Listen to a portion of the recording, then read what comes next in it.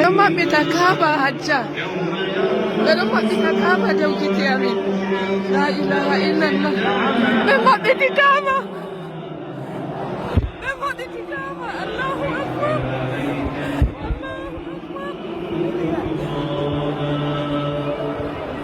Roma mitakaba. La ilaha illallah. Roma mitakaba.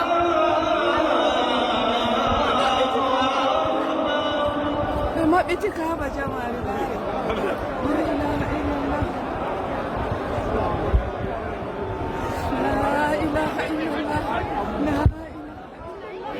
اللهم افتح لي ابواب رحمتك ومغفرتك وادخلني فيها بسم الله.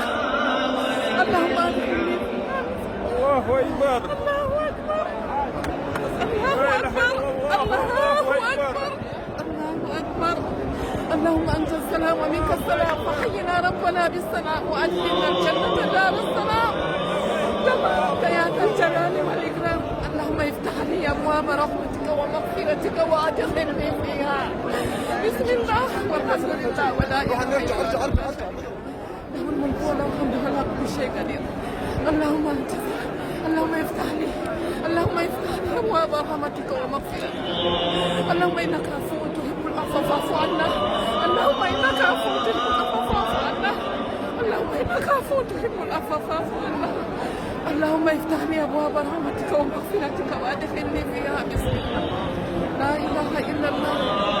لا اله الا الله. لا اله الا الله. لا اله الا الله. الله هو اللي يملك الكعبه. الله هو اللي يملك الكعبه. لا اله الا الله. الله نستلنا الجنه.